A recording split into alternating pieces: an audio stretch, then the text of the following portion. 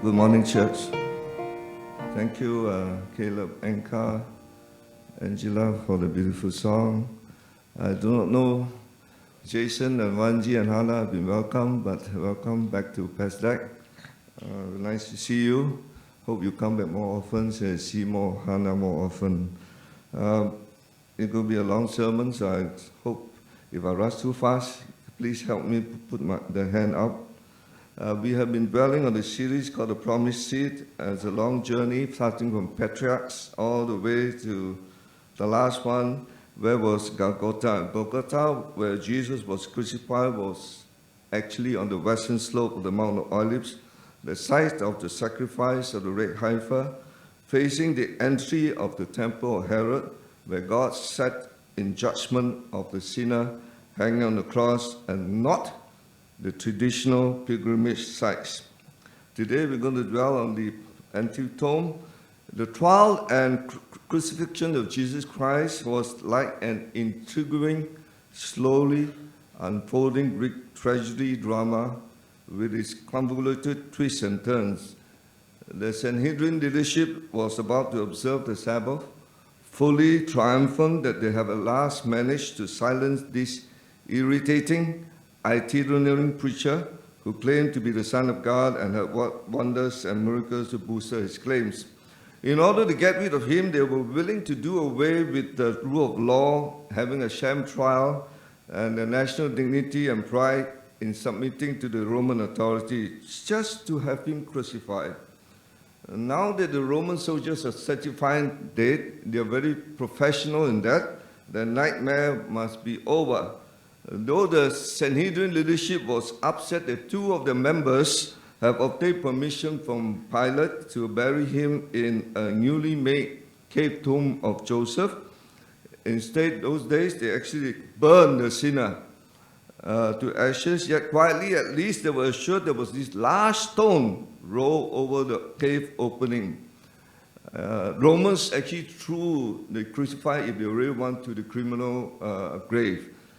It would be impossible for anyone to push the stone away.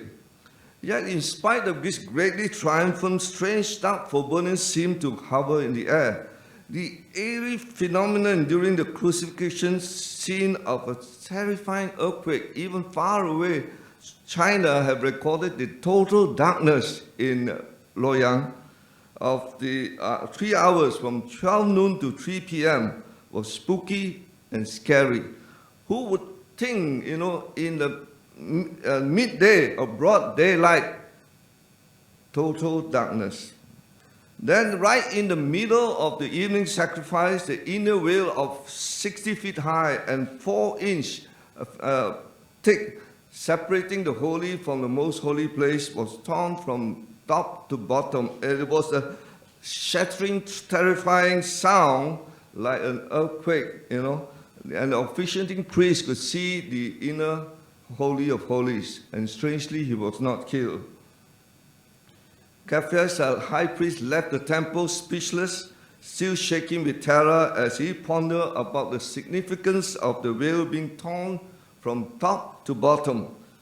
The celebratory Passover feast dinner was tasted flat and unappetizing, and he couldn't sleep well. Considering all the strange things that had happened, what if this man said that he would rise up from the grave rings true?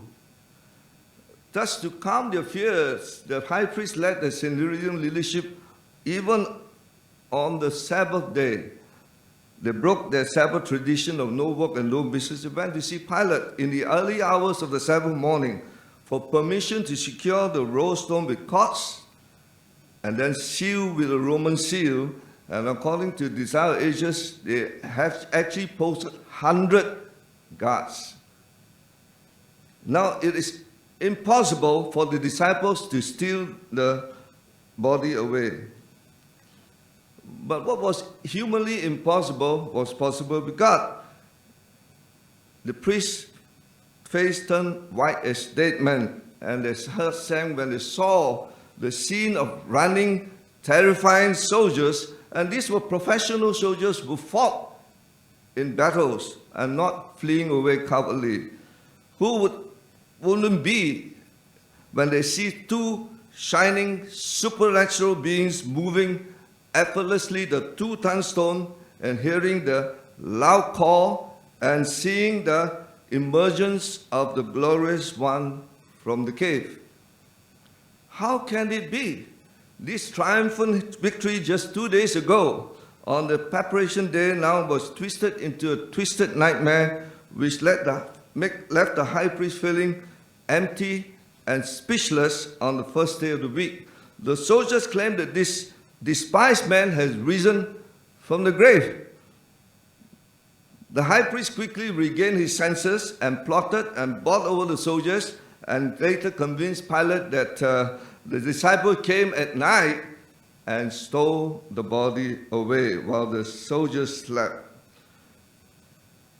But then 50 days later, on the day of Pentecost, their dreaded nightmare returned. There was this disciple called Peter preaching on the doorsteps of the temple about this despised preacher in Jerusalem itself. These cowardly, spineless disciples of Jesus Christ who were supposed to fled for their lives and hidden, now boldly proclaimed to the pilgrims on day of Pentecost of this resurrected Savior. If only they could produce the body of this so-called Jesus Christ and certified dead, that resurrected team of Jesus would be gone. But they went to the tomb and they only saw an empty tomb with neatly folded burial linens. The story of this empty tomb over the centuries since AD 31 has intrigued scholars, skeptics, believers, and non-believers alike. Other religions have their founders' bodies or tomb to venerate. You can go and do pilgrimage, and the body inside, or body parts exhibited throughout the world. But Christianity has only an empty tomb, which even today, its exact location is still debatable. Those who want to know where is it, you can look at the reference. Christianity's foundation is anchored solely on the testimony that the tomb of Jesus Christ is empty.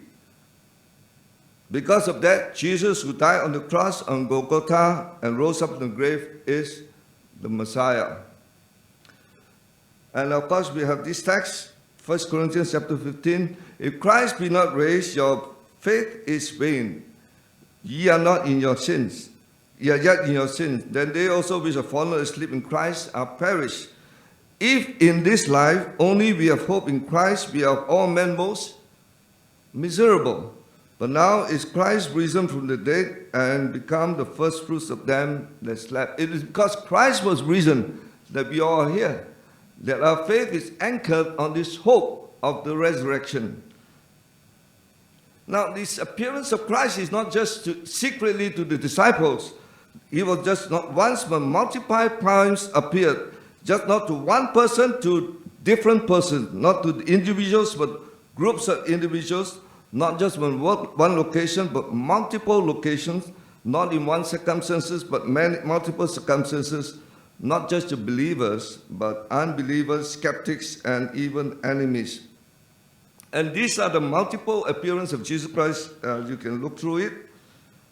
Because of this, skeptics and critics have said this in order to counter of this resurrected Jesus Christ. There is no such person in history. There is no historical account of Jesus Christ at all.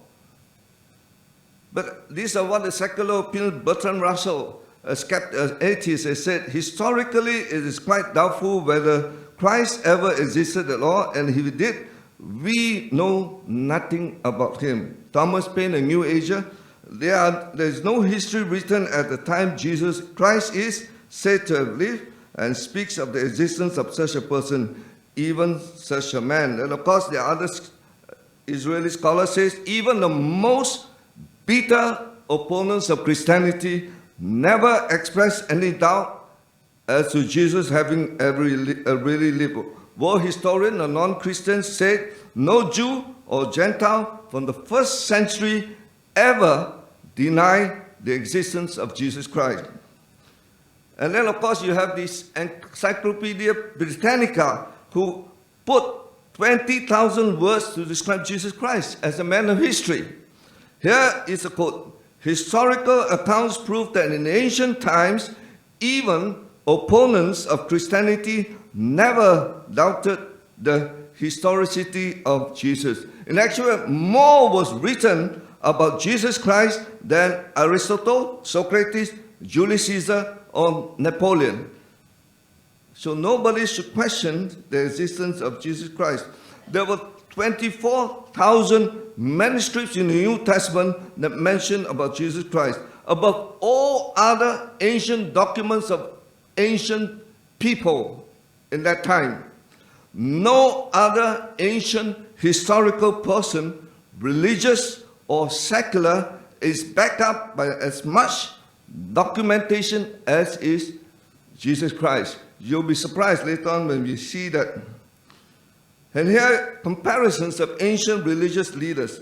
Buddha died in 483 BC. The earliest writing concerning Buddha was hundreds of years later.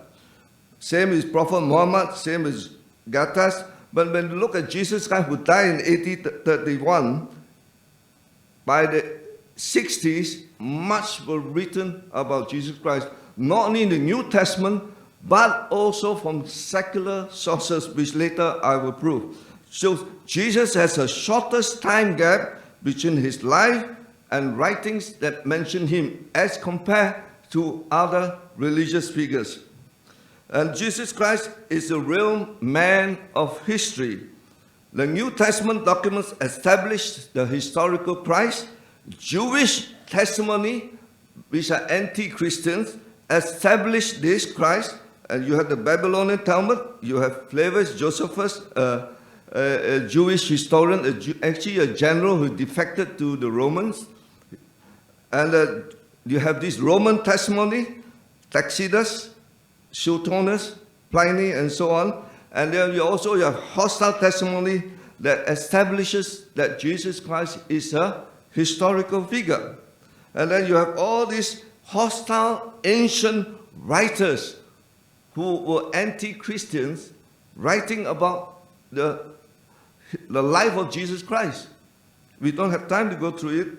But then this Simon Greenleaf, a professor of law at Harvard in the 1800s, who wrote a book called A Treatise on the Law of Evidence, he has been challenged by one of his students in class.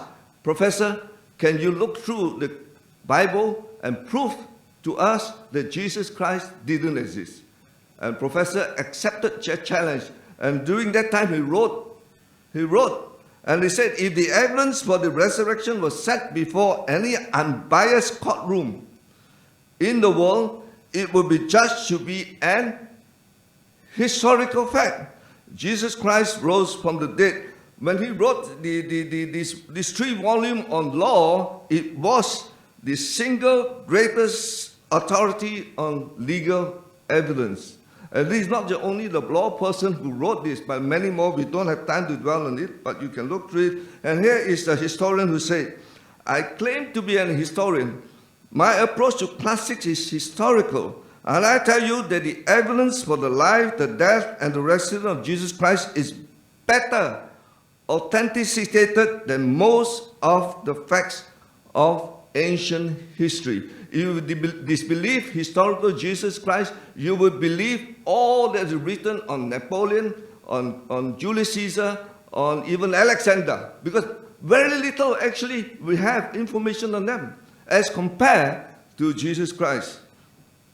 And you will want, I have a book in my library, you can look through it. And then the second thing, the critics and the skeptics say the New Testament is unreliable, at best taken as works of fiction.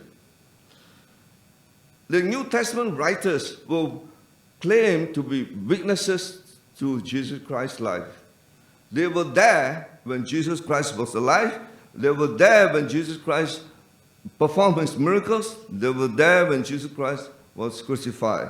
They were eyewitnesses, very important in a courtroom. When I say I'm a witness to the crime, you are a true and faithful witness. And then here Paul testified with King Agrippa. He not only said that I speak freely, for I am persuaded that none of these things are hidden from him, from King Agrippa. That means King Agrippa knew what happened. For this thing was not done in a corner. Everything was open. And then in Acts, when Peter preached in Jerusalem, he says that God performed through him in your midst, just as you yourselves know. The Jews knew all that has happened in the life of Jesus Christ. So it's not something hidden. And then when we look at the Bible, at the beginning of the 2nd century, the 4 Gospels were already considered authoritative to the exclusion of others. And then in 1 Corinthians chapter 15, verse 3 to 8, Paul was writing, on the 3rd day Jesus rose up, he appeared to 500 brothers at the same time, most of whom are still living. That means if you are still living, you can stand up and testify, I saw it. And this happened when Paul received the creed. Creed is a testament of belief. When Jesus was crucified in AD 31, in AD 35, Paul received this creed. And he wrote 1 Corinthians in AD 55. Very early years of Christianity, that this account of Jesus, his crucifixion and death, were all testified and written by 500 living witnesses at that time. No hoax, no lie. There were only 4 Gospels written at that time. The Gnostic Gospels were actually written, false Gospels, written on the 2nd and 4th century, and they were discovered only in 1945, 400 years AD. And these are the Gospels. The Gospels were actually written before AD 80. They're all written up already, while the Gnostic Gospels were written right many years later, and these were all false Gospels. The Old Testament was compiled and created between 250 and 150 BC, and by AD 90, the Jewish scholars met in Jamia. They affirmed the 39 Old Testament books. And the New Testament, by 200 AD, the majority of the New Testament books were already accepted by Western Christianity. And the list of 27 books were confirmed and officially accepted by the Synod of Hippo in AD 393. And if you look at the early church fathers were actually disciples of the apostles. They wrote much and quoted much of the New Testament. And so this testimony, and there were extra biblical sources, 36,289 written and quoted on the New Testament. And so somebody said, indeed, so extensive are these citations that if all other sources for our knowledge of the text of the New Testament were destroyed, you can use the writings of the early church fathers to practically compile the New Testament. So much were quoted on the New Testament by early church fathers. And then when you compare ancient manuscripts, you thought that lots were written about Alexander and so on. Actually, very few were available. And you look at Julius Caesar, 10 copies were available. Now, when you look at the New Testament, 5,686 manuscripts, Greek manuscripts were available, as compared to other ancient manuscripts written by Plato, Homer, and so on. And the most was actually Homer, 643. And if you look at ancient manuscripts, not just Greek manuscripts, but other languages, there were 24,633 New Testament manuscripts, as compared to the other manuscripts on Julius Caesar and Aristotle and so on. Very few were available. And if you want to stack it up, ancient manuscripts, World Trade Center, the Bible and the New and Old Testament, the Bible is able to stack up 2.5 miles long. That is the amount of manuscripts available of the Bible as compared to ancient manuscripts. And I mean, how early were they written? How early? 15 years. As compared, let's say, to Julius Caesar. 900 years later, somebody wrote about Julius Caesar. So, which is better? The earlier years is better, you remember better. So Jesus Christ as the earliest written account of his life, as compared to other historical figures in ancient times. And yet you say Alexander is true and real, and Jesus Christ is a non-historical figure. And when we look how accurate are these manuscripts, when we look at the Mahabharata, the Indian history on wars between the gods and so on, 10% were not accurate. When we look at the New Testament, 0.2%. So much so, somebody said, even with 25,000 New Testament manuscripts are so close that we are virtually certain 97%, 98% of the New Testament were true. For the remaining 2 to 3%, almost half are 1 and 2 word variants for spelling, adding none of these affect doctrines. They were so accurate and so clear to the first one that we can say that the New Testament manuscripts were all accurate. So when some people say all these are tampered with, there's so much New Testament manuscripts, they all were tampered with. But when somebody says that within the first few centuries of Christianity, all the New Testament manuscripts were spread out and all remain the same. How can it be? How can they be tampered with? It cannot be. Otherwise, you have to gather all the manuscripts together and write the same thing. It cannot be. So here is a reporter's conclusion. In extraordinary ways, modern archaeology has affirmed the historical core of the Old and New Testaments, collaborating the key portions of the stories of Israel's patriarchs, the Exodus, the Davidic monarchy, the life and times of Jesus Christ.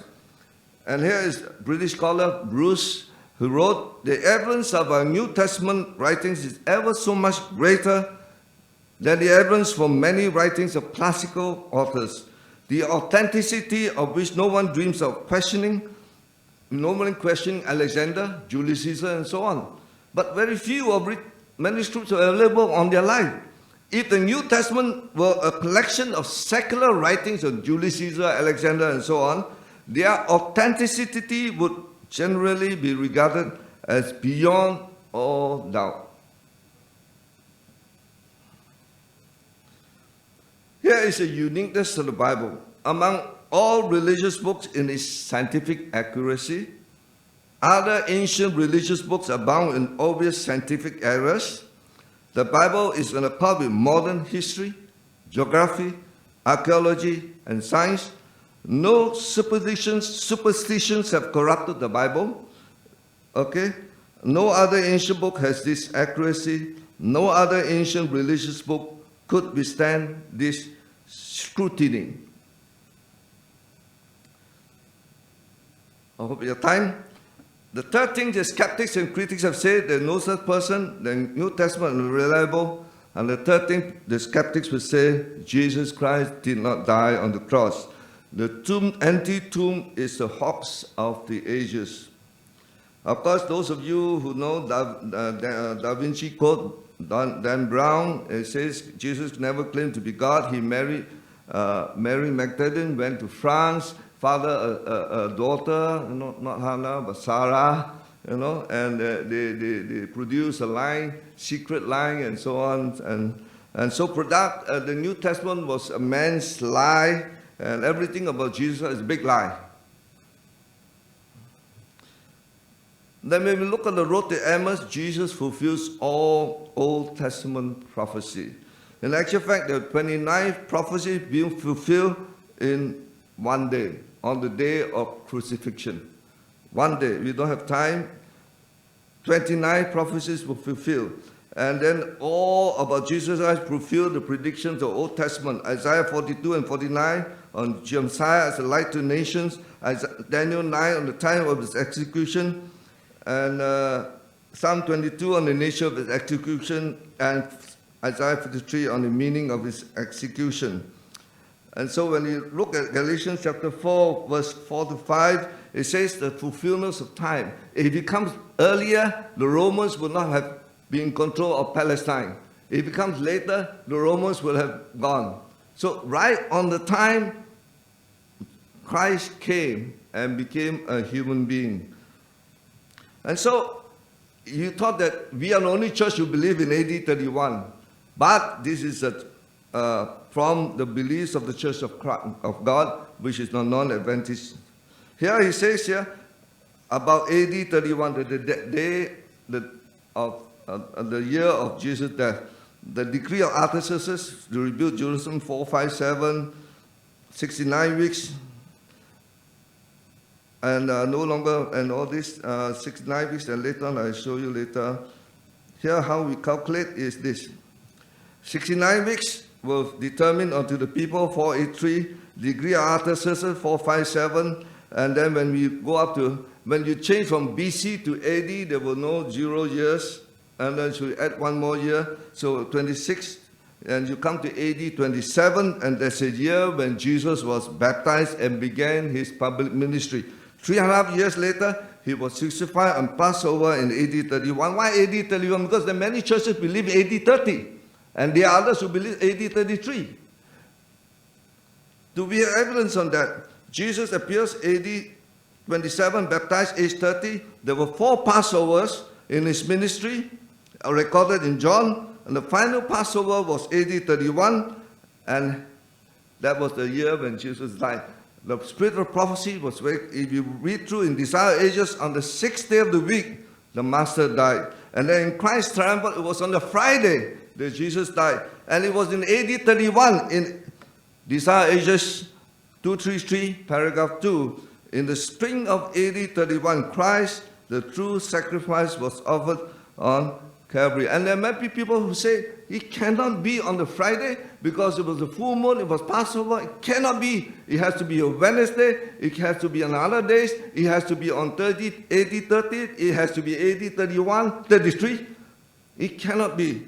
But then if you look through the evidence, you say that it is possible. It's AD 31 on the Friday, and it is on the 27th of April. Those who want to get a reference, you can look through the reference. We don't have time to do that. Jesus Christ was declared guilty of blasphemy by the high priest.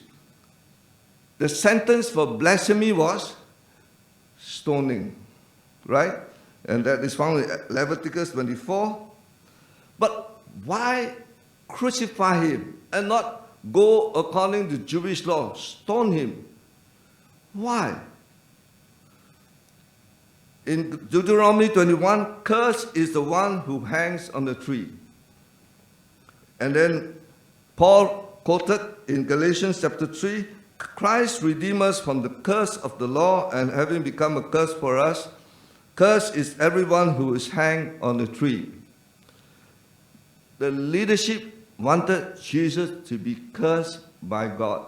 Stoning is not cursed. Hanging on the tree is cursed. That's why in 1 Corinthians chapter 1, 23, now the Jews have a problem. How can the one hung on the tree, literally cursed by God, be the Messiah? That is a Jewish dilemma now. How can the one hang on the tree, Deuteronomy says he's cursed, be the Messiah? And then of course the Greeks, stumbling block. Only a fool would die for someone else, and the Greek gods will never die for you. Why crucify and not stoning? If you look through the pages of the Desire Ages, you find that the devils and the demons and Satan were behind the taunting and the cursing and the loathsome speeches and so on. And that's why the last one, Satan in heaven hated Christ for his position in the cause of God. He hated him the more when himself was dethroned. He hated him who placed himself to redeem a race of sinners. Later on, when we come to war in heaven, we will dwell on that. This hatred of Satan want to cause maximum, prolonged, lingering suffering and acute embarrassment of Jesus Christ before his death.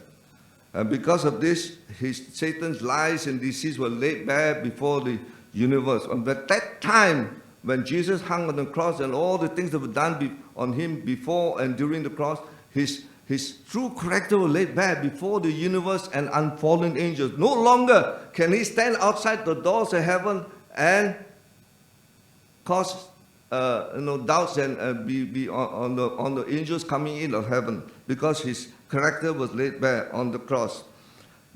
Now we know from the story of Stephen, stoning caused a fast death, right? They stoned Stephen, and Stephen died right after. Because they not just throw small stones, they throw really big stones on you. And Stephen died. But when we look at crucifixion, Cicero wrote that the extreme and ultimate punishment of slaves, the cruelest and most disgusting penalty, the death of the lingering doom. And Josephus called it the most pitiable of deaths. Now there are three processes in crucifixion. There's called flagellation, there's scourging. Second is crucifixion, when you hang on the cross. And the third one is crucifixum, where they break the legs of the victim to hasten the death of the victim. Now, when the victim was finally put on the cross, death was usually very slow and agonizing.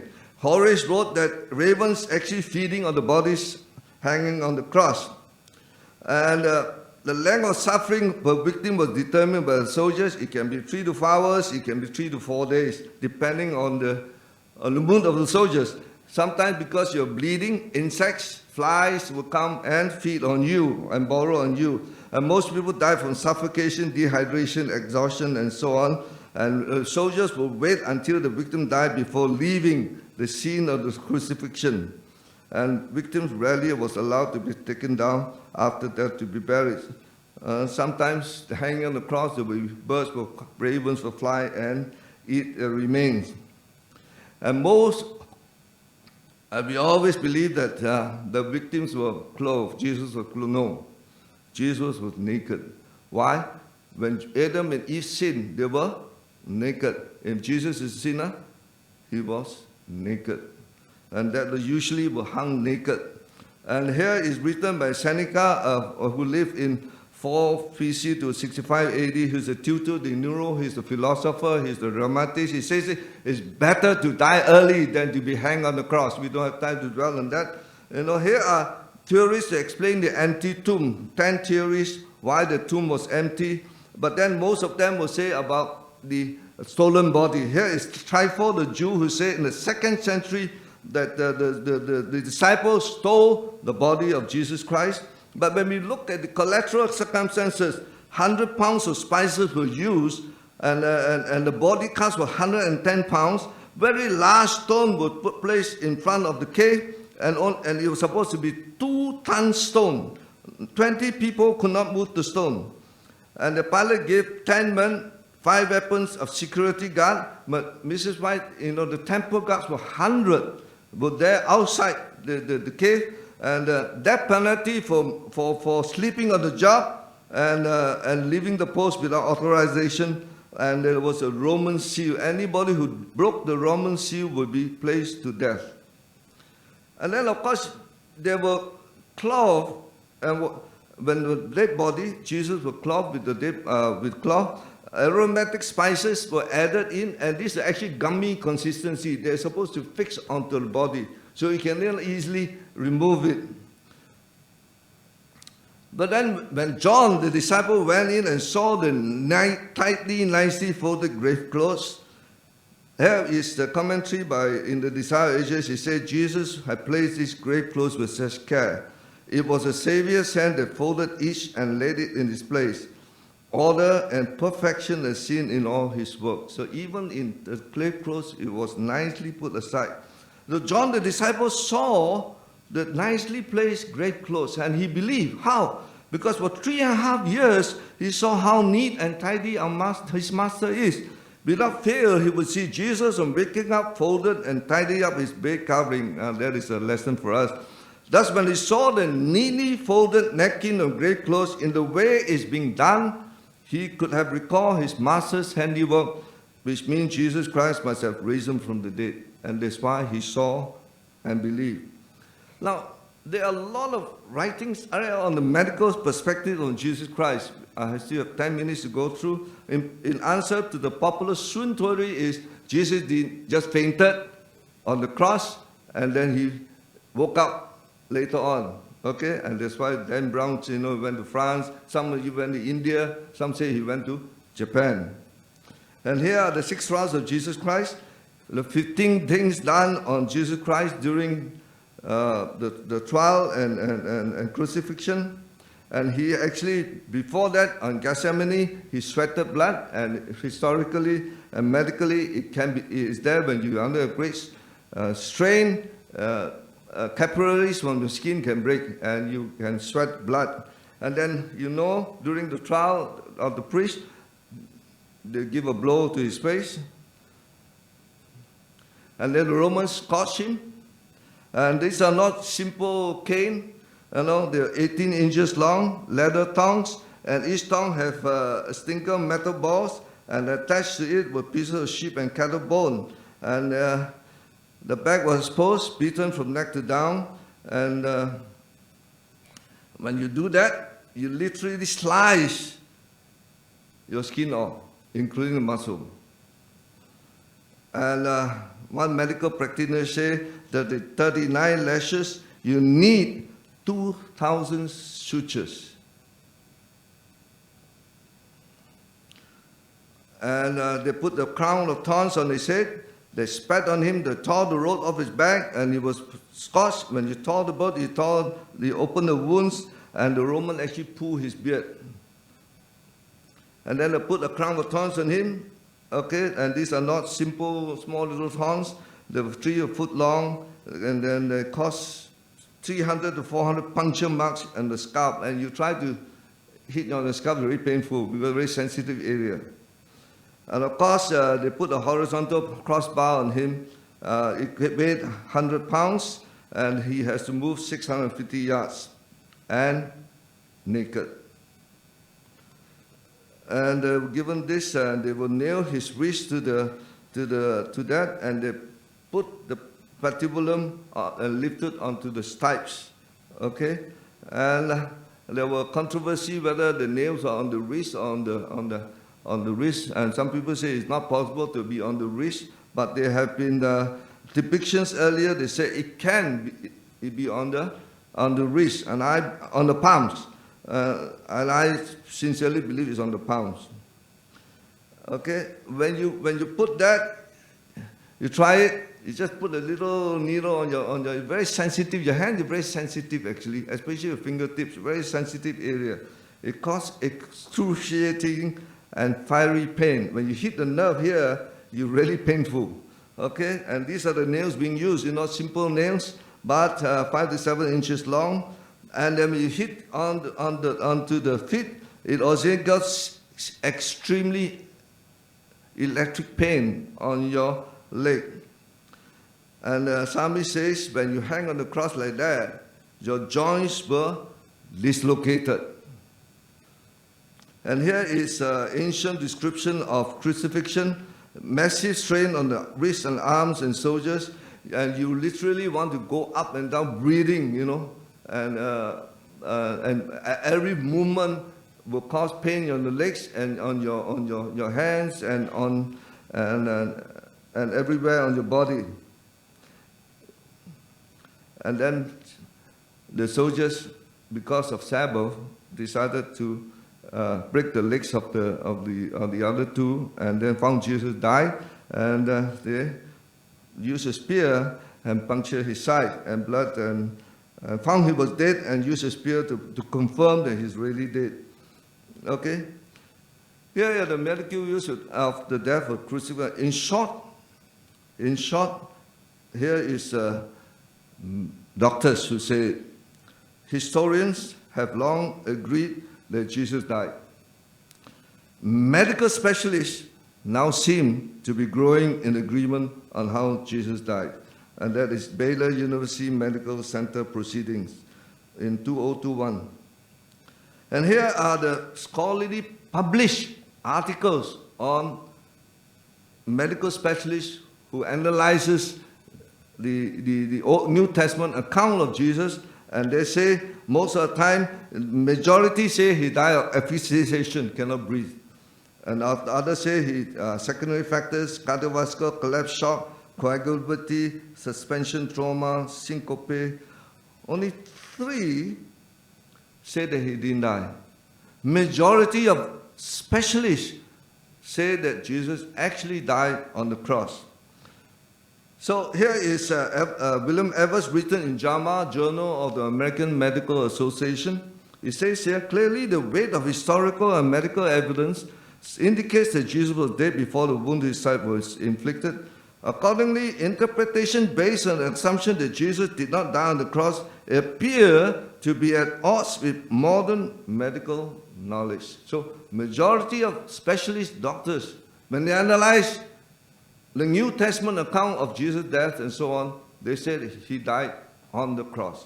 So, but then, I like this one who wrote, we can appreciate some of the medical theories that offer explanations for the physical and biological factors involved in crucifixion. Perhaps some or all of these factors play a role. We must not discount the fact that in Jesus we are not talking about one who could have simply been overtaken by death. Here is what Jesus said, thereby my Father loves me, I lay down my life that I may take it up again. Next one, we will talk about how Jesus laid down his life and take it up again. No one takes it from me, but I lay it down on myself. I have power to lay it down, and I have power to take it up again. So here is John Wilkinson, the physical cause of Jesus. Here he says, we believe that the view which most satisfactorily explains our Lord's death is that he voluntarily surrendered his life on the cross before the usual physical causes of death in crucifixion could operate. He did not die from some inevitable physical necessity or pathological process. Of course, in Desire of Ages, Mrs. White says, but it was not the spear thrust that was the cause of pain on the cross, the death of Jesus Christ, that cry uttered with loud voice at the moment that death, the stream of blood and water that flowed from his side, declared that he died of a broken heart. His heart was broken by mental anguish. He was slain by the sin of the world. So it's not just a physical thing that caused his death. It was his, as the Savior of the world, he voluntarily gave up his life. I like this one. Almost the end. It was easy for God to give life to man in the beginning in Genesis. He just breathed into your nostril, and then we became alive again. But after man sinned, how hard it was to give man life again. How hard it is to make you alive again. I know it in ICU as a doctor, how hard it is to revive a sick person. Really. It will be a miracle. It is a miracle to revive. We thought we got all the praise for saving a life, but it was all the time you look at it, it's a miracle that a really sick person could be revived by the doctors. No, it's not. It's a miracle. How hard it was to give man life again. Again, he had to give his breath for man. In order to revive you from your sin, he has to give his life, his breath again. He had to give all his breath away. Not just one breath. All. To breathe the life of life, a breath of life for the whole of humanity, he gave all his breath away and died. That's why he said, it is finished. He bowed his head and gave up the ghost. He gave up the ghost. He gave up his life in order to save us. That's why other religions demand a sacrifice of good deeds in order that peace will get right with God.